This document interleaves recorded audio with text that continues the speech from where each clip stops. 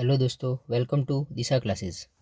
तो हम पढ़ रहे थे विज्ञान, कक्षा 10 की विज्ञान। और विज्ञान का जो 5वां पाठ है आपका जैव प्रक्रम। जैव प्रक्रम में हमने एक टॉपिक पढ़ लिया था, उसका नाम है पोषण। कौन सा टॉपिक अपन ने पढ़ लिया था? पोषण। आज अपन एक टॉपिक के बारे में चर्चा करेंगे जिसका नाम होगा श्वसन। क्या नाम है? श्वसन। तो आज अपन उस टॉपिक के बारे में चर्चा कर लेते, श्वसन के बारे में चर्चा कर लेते। अब समझना इस चीज़ को आराम से। देखिए, श्वसन क्या होता है। श्वसन पोषण प्रक्रम के दौरान ग्रहण की गई खाद्य सामग्री, जब जब अपन पोषण यानी भोजन ग्रहण करते हैं, पोषण प्रक्रम के दौरान जो खाद्य सामग्री ग्रहण की जाती है का उपयोग कोशिकाओं में होता है। ठीक है, ये कोशिकाओं में चली जाती है पूरा खाद्य सामग्री, जिससे विभिन्न जैव प्रक्रमों के लिए ऊर्जा प्राप्त होती है। ऊर्जा उत्पादन के लिए कोशिकाओं में भोजन के विखंडन को कोशिकीय श्वसन कहते हैं। देखिए समझिए, ऊर्जा उत्पादन के लिए कोशिकाओं में जो भोजन टूटता है ना, उसको अपन कहते हैं कोशिकीय श्वसन, क्योंकि कोशिका में भी गैसों का आदान प्रदान होता है। अब देखिए, भिन्न पथों द्वारा ग्लूकोज का विखंडन कैसे होता है। देखो, ग्लूकोज जैसे C6H12O6, ठीक है, 6 कार्बन है।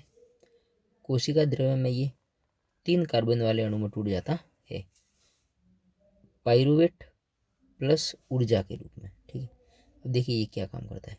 पाइरूवेट 6 कार्बन वाला था जो 3 कार्बन वाले में टूट जाता है। अब देखिए, अब इसका होता क्या है।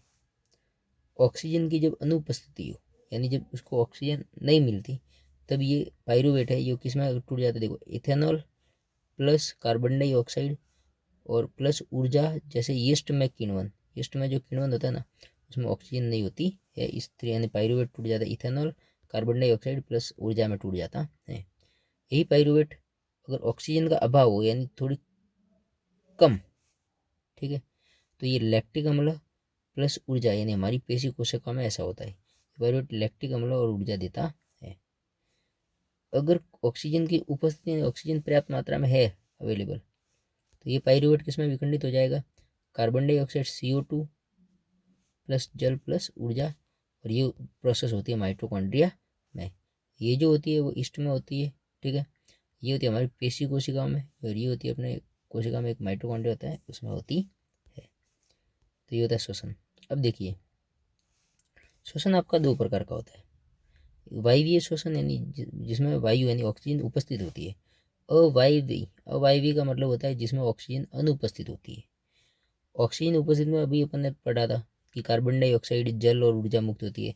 जैसे कि ये देखो, ऑक्सीजन की उपस्थिति, इसमें देखो क्या होता है कि पाइरूवेट टूटता है, कार्बन डाइऑक्साइड जल और ऊर्जा में माइटोकॉन्ड्रिया में होता है। तो देखिए, इसको अपन याद पढ़ेंगे कि ऑक्सीजन की उपस्थिति में जो श्वसन होता है उसको बोलते हैं वायवीय श्वसन। ग्लूकोज का पूर्ण उपचयन हो जाता है, ग्लूकोज एकदम पूरी तरह से टूट जाता है, और कार्बन डाइऑक्साइड पानी और ऊर्जा मुक्त करता है। यह कोशिका द्रव्य व माइटोकॉन्ड्रिया में ये प्रोसेस होती है। ये जो वायवीय श्वसन होता है वो कोशिका द्रव्य और माइटोकॉन्ड्रिया में होता है। अधिक ऊर्जा उत्पन्न होती है, क्यों? क्योंकि जितनी ज़्यादा ऑक्सीजन मिलेगी, कार्बन अणु पूरी तरह से उपचयन हो जाएगा और अधिक ऊर्जा देता है, जिसमें 36 ATP ऊर्जा मिलती है। ये होता है मानव में। अब बात करते हैं अवायवीय श्वसन। अवायवीय ऑक्सीजन की अनुपस्थिति में होता है। ग्लूकोज का अपूर्ण अपचयन होता है, जिसमें इथेनॉल, लैक्टिक अम्ल, कार्बन डाइऑक्साइड ऊर्जा मुक्त होती है। ये केवल कोशिका द्रव्य में होता है। कम ऊर्जा उत्पन्न होती है, कितनी? 2 ATP। इसमें होती है 36 ATP ऊर्जा मुक्त होती है, इसमें केवल 2 ATP ऊर्जा मुक्त होती है, और ये होता है ईस्ट में। देखिए, इथेनॉल या लैक्टिक अम्ल बनता है। देखिए, ऊपर अपन ने पढ़ चुके हैं भाई, अपन ने पढ़ चुके हैं कि जैसे कार्बन है तो ऑक्सीजन की अनुपस्थिति या ऑक्सीजन के अभाव में जो प्रक्रिया होती है, इसमें इथेनॉल, कार्बन डाइऑक्साइड या लैक्टिक अम्ल का निर्माण होता है। लेकिन अगर ये ऑक्सीजन की उपस्थिति में हो ये प्रक्रिया, तो इसमें कार्बन डाइऑक्साइड और जल और पर्याप्त मात्रा में ऊर्जा भी मिलती है। इसमें 36 ATP ऊर्जा मिलती है, इसमें मिलती है केवल 2 ATP। ठीक है, ये आप ध्यान से इसको याद रखिएगा कि अवायवीय श्वसन और वायवीय श्वसन में क्या अंतर है। अब देखिए, श्वसन तंत्र की बात करते हैं अपन। श्वसन तंत्र क्या होता है? तो पहले होता है सांस कहाँ से लेते हैं? नासा, नासाद्वार, नाक से।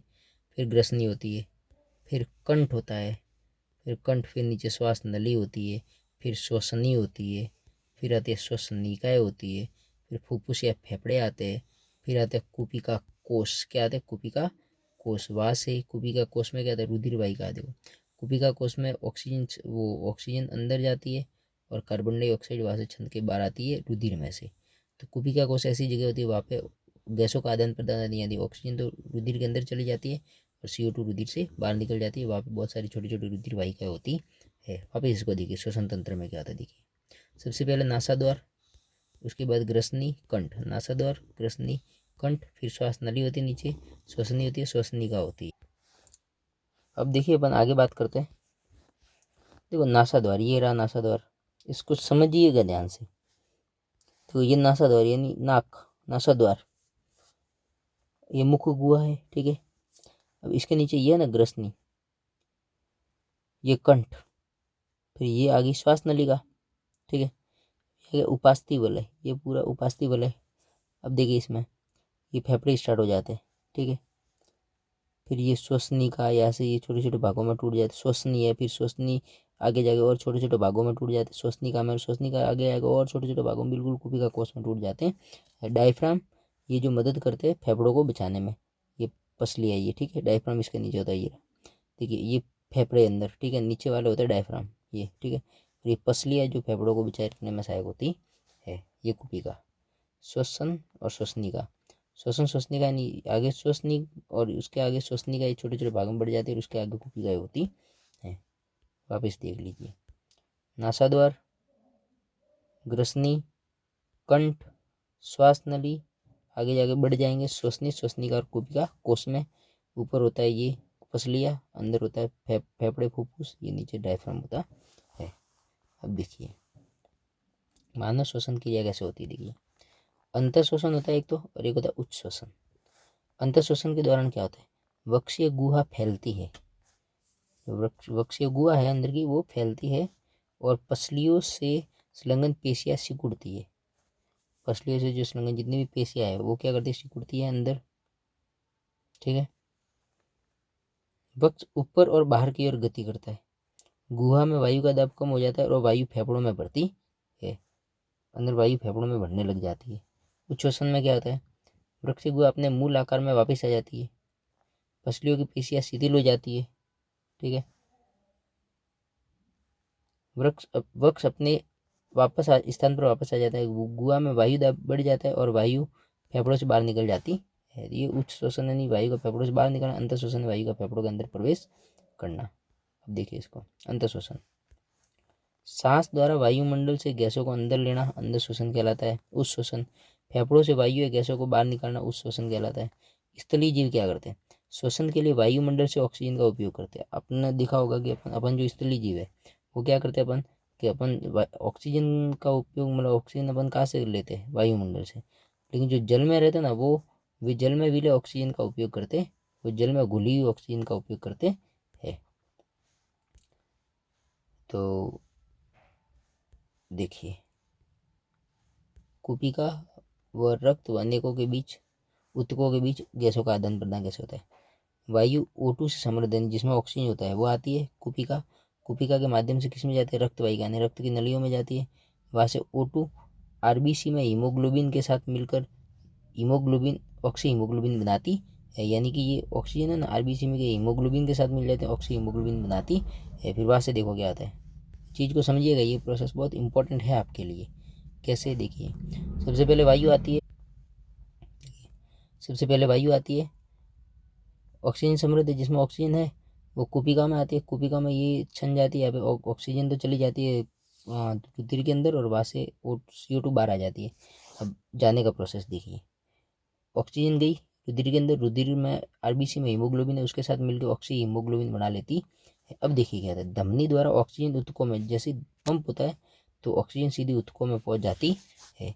फिर ग्लूकोज का ऑक्सीकरण हो जाता है वहाँ पे और CO2 का उत्पादन ऊतक में हो जाता है। अब देखिए दूसरे स्टेप में CO2 बना, वहाँ से CO2 रक्त वाहिकाओं में चली जाती है और CO2 का रक्त में विसरण हो जाता है। फिर रक्त वाहिका द्वारा कुपिका में आती है, फिर CO2 का कुपिका कोष में विसरण होता है, फिर CO2 का मोचन नासाद्वार में विसरण द्वारा बाहर निकल जाती है। देखिए ऑक्सीजन कैसे CO2 में बननी और CO2 वापस कैसे बाहर निकली।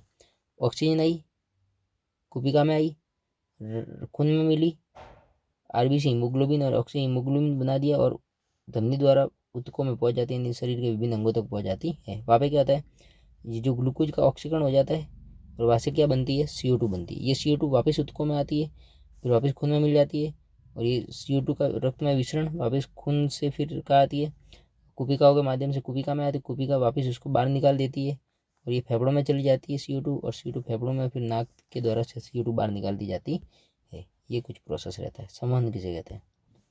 मनुष्य में भोजन, ऑक्सीजन एवं अन्य आवश्यक पदार्थों की निरंतर आपूर्ति करने वाला तंत्र संवहन तंत्र कहलाता है। तो संवहन तंत्र क्या होता है कि मनुष्य में भोजन, ऑक्सीजन व अन्य आवश्यक पदार्थों की निरंतर आपूर्ति करने वाला जो तंत्र संवहन तंत्र कहलाता है। अब देखिए,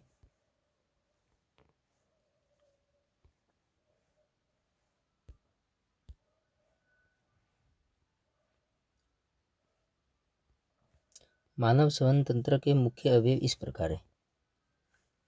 संवहन तंत्र में हृदय आता है आपका, रक्त नलिका, धमनी एवं शिरा आती है और वहन माध्यम क्या होता है, रक्त एवं लसिका होता है। ठीक है, अब देखिए रक्त की बात करते हैं। तो संवहन तंत्र के मुख्य भाग कौन कौन से? हृदय, रक्त नलिका, धमनी एवं शिरा, और वहन माध्यम क्या होता है, या तो रक्त के माध्यम से या लसिका के माध्यम से। अब देखिए रक्त क्या होता है। ठोस अवयव रक्त में दो प्रकार के हैं, ठोस अवयव और द्रव अवयव। ठोस अवयव में रुधिर कणिका होती है, द्रव अवयव में होता है प्लाज्मा। प्लाज्मा क्या होता है? पीले रंग का पदार्थ जिसमें 90% जल होता है तथा शेष अवयव जैविक प्लाज्मा प्रोटीन जैसे एल्ब्यूमिन, ग्लोब्यूलिन, अजैविक खनिज तत्व होते हैं। रक्त में क्या कहते हैं सुनिए, ठोस अवयव होता है, कण होते हैं और द्रव होता है। द्रव प्लाज्मा के रूप में होता है। प्लाज्मा लगभग पीले रंग का पदार्थ होता है जिसमें 90% जल होता है तथा शेष अवयव 10% जैविक प्रोटीन होता है, एक तो एल्ब्यूमिन, ग्लोब्यूलिन और अजैविक खनिज तत्व होते हैं। बात करते हैं रक्त के दूसरे भाग की, ये जो कणिका होती है वो क्या क्या होती है? लाल रक्त कणिका है, श्वेत रक्त कणिका है और रक्त प्लेटलेट्स, यानी आरबीसी, WBC और प्लेटलेट्स। देखिए आरबीसी क्या होती है? ऑक्सीजन और CO2 का वहन करती है आरबीसी। हीमोग्लोबिन रक्त को लाल रंग देता, हीमोग्लोबिन है उसकी वजह से ये जो रक्त है ना वो लाल रंग का होता। और CO2 और CO2 का जो ले जाने का जो काम करती है ये आरबीसी करती। श्वेत रक्त कणिका क्या करती है? शरीर को रोग मुक्त करने में सहायक होती है। श्वेत रक्त कणिका जितने भी बाहर से कीटाणु जीवाणु जो भी आते हैं, विषाणु, उनको मारने का काम करती है। रक्त प्लेटलेट्स क्या करता है? रक्त प्लेटलेट्स का काम है रक्त का थक्का बनाने में सहायक, यानी कि जब अपने लगता है, चोट लगती है, तब रक्त बहता है तो आपको पता होगा कुछ समय बाद वो रक्त का थक्का जम जाता है, जहाँ पे लगा है वहाँ पे थोड़ा रक्त सूख जाता है। ये काम किसका होता है? रक्त प्लेटलेट्स ये काम करती है। अब आगे देखिए रक्त वाहिका क्या होती है। रक्त वाहिका दो प्रकार की, धमनी और शिरा। धमनी में क्या होता है सुनिए, ऑक्सीकृत रुधिर